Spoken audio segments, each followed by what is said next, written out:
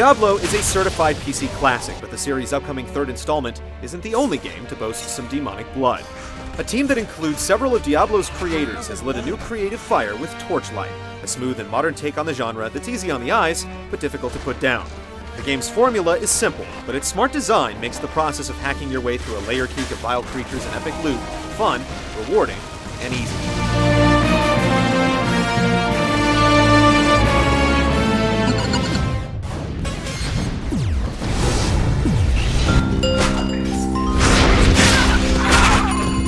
Torchlight's minimal plot setup wastes no time in introducing you to the dungeon you'll raid.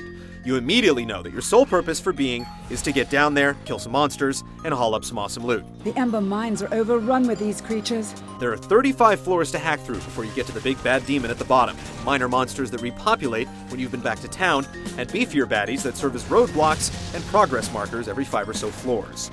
There are also random dungeons you can access by jumping through portals, buying special scrolls, or accepting certain side quests in town. And though most of the maps are randomized, interactive elements like moving bridges, shrines, and staircases make the areas feel like more than a haphazard series of rooms and corridors. You'll brave the challenges as one of 3 character types, a burly bruiser, a magic guy, and an agile rogue-type character, each with 3 branches of butt-kicking discipline, where you can spend skill points you earn as you level up. Each ability feels useful, and you're free to mix and match, try on any weapons and armor your stats will permit, and further customize your character with item-enhancing gems and additional spells learned from scrolls.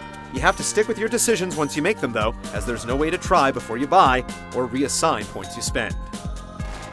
If you're the extremely competitive or codependent cooperative type, the lack of online play will be disappointing. It would certainly be nice to bring along a friend, but with your mandatory pet, cat, or a dog, the only difference being how they look, you're never completely alone. As it turns out, dungeon crawling makes for a great solitary pursuit.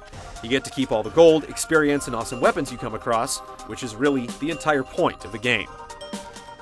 It's important to note that the game's difficulty levels will affect the experience. Normal provides you with a smooth difficulty curve, but anyone who knows their way around a dungeon crawler will likely want to start on hard. Actually checking the hardcore box is another issue altogether, since it makes the character death permanent on any difficulty level. This effectively turns Torchlight into a different type of game, but if permadeath is your thing, you're free to choose. Assuming you don't die in hardcore mode, you can essentially play forever thanks to an infinite bonus dungeon.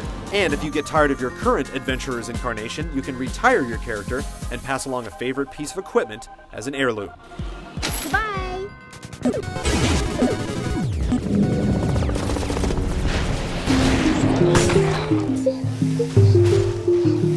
Delving into Torchlight's dungeons is fairly easy. As you crawl through the progressively more difficult floors, you'll acquire progressively better loot and increase your stats and skills.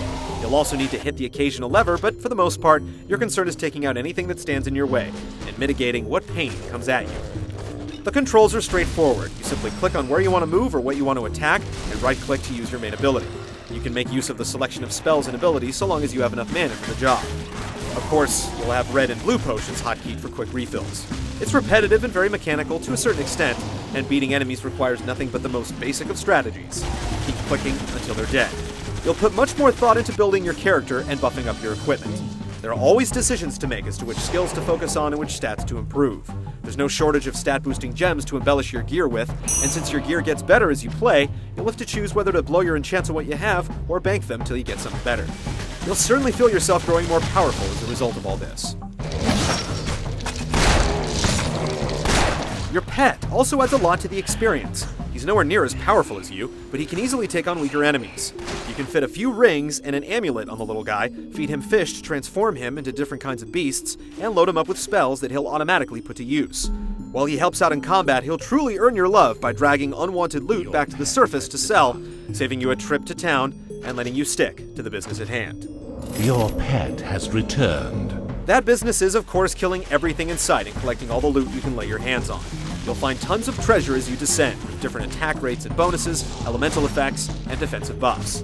If anything, there may be a little too much, since you'll feel compelled to pause after every fight to clean the floor of even the lowest value crap.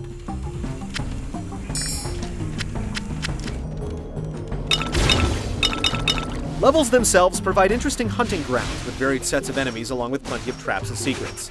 You may even come across a phase beast every so often, which produces a portal to a dungeon within the dungeon, hiding an excess of gold and goodies. Slaying particularly powerful monsters will net you fame, which provides bonus skill points as you increase your renown. You can always feel yourself moving forward in some way, and that feeling can easily keep you playing the game for hours on end.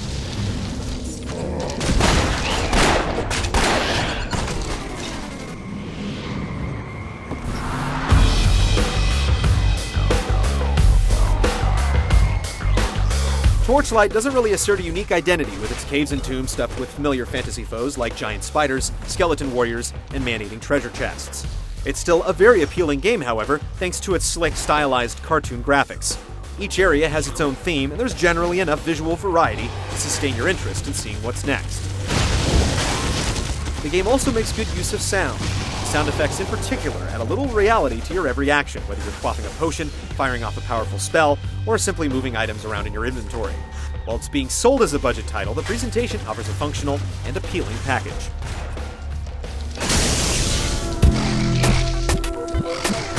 Torchlight applies a smooth and modern design to a time-tested concept. The result is a successfully crafted and eminently playable dungeon crawler at the attractive price of $20. The one downer is the puzzling lack of online play.